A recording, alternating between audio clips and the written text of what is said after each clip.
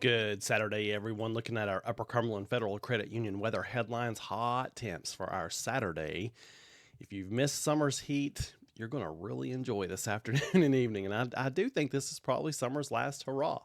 So we'll see, though, right? Increasing storm chances for Sunday. So yeah, some of those storms could even be strong, especially for you folks closer to the Kentucky border. We'll talk more about that in just a moment. Better rain and storm chances for all of us arrive next week, and we may even be in for some heavy rainfall by the middle of the week.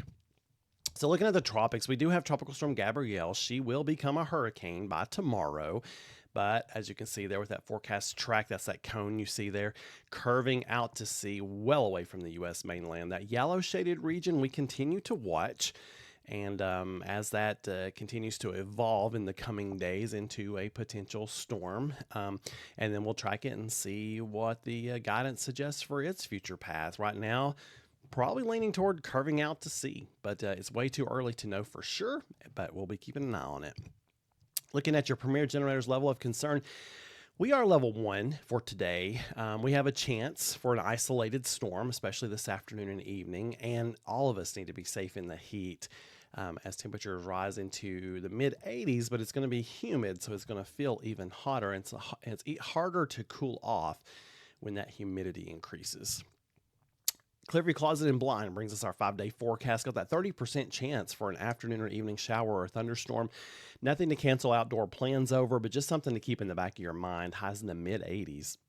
Sunday, 50% chance now. It had looked like tomorrow would be drier. I had a 20% chance on Sunday in yesterday's forecast, but man, guidance came in hot this morning for showers and thunderstorms on Sunday. Some people have even flirted with going 70%, but I'm holding at 50. I think it'll trend down. I think it just came in hot this morning, and it'll kind of back off as we go through the day, but we'll see. Right now, 50% chance for scattered showers and thunderstorms for your Sunday, highs in the low 80s. Monday, 50% chance continues, again, especially in the afternoon and evening. And then Tuesday and Wednesday are looking wetter and wetter all the time. 70% chance for showers and storms on Tuesday, 90% chance now for Wednesday. And that will probably carry on into Thursday. So a wet pattern, and a welcomed wet pattern, because things have been getting dry across much of Tennessee. Not here in Cumberland County. We're not even dry, but areas just to our west have been getting drier and drier. So they're needing the rainfall. Premier generators bringing us our severe weather threat outlook. Not looking for any widespread severe weather at this point, and I'm not sure that will ever be the case over the next 5 days. But any storm that develops can pack a punch, and so tomorrow, the Storm Prediction Center has much of Kentucky and Ohio in a marginal risk for severe weather. That is the lowest of the 5 risk categories, but it does get really close to Kentucky-Tennessee border.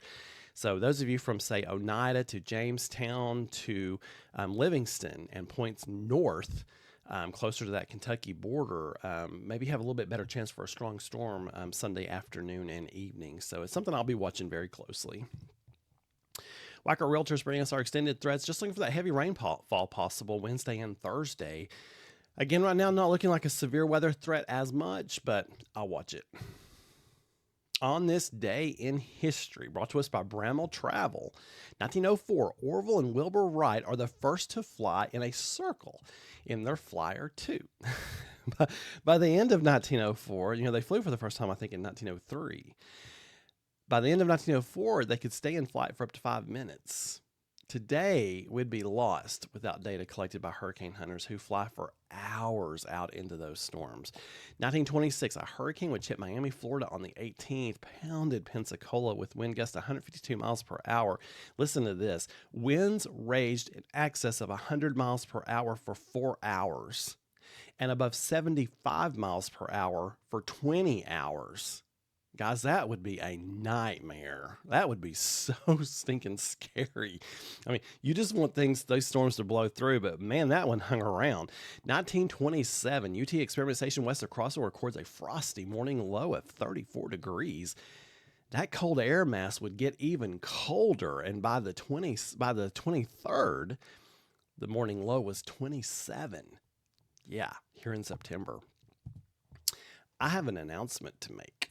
So I had a very interesting week this last week. Lots of good news. One piece of that good news is that starting October the 1st, you will hear my daily forecast in my voice, Lord help us, on 3B Media.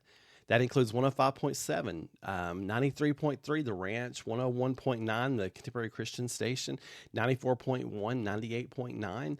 So what's especially exciting about this for me is that I'll be on that station live during severe weather. Like when we've got some really scary stuff moving in, you'll hear me telling you all about it on the radio. As well as here, I'll still be doing my app and the website and probably doing Facebook Live while doing the radio live. So it'll be a really cool combination to keep even more folks safe. So very exciting news for sure. You folks have a wonderful Saturday and keep looking up. For even more weather information, go to meteorologistmark.com, or better yet, download that Meteorologist Mark app. That way you get push notifications sent to your phone when you need them the most. You can find that in your Apple or Android store, and again, it's completely free. Just search the words Meteorologist Mark.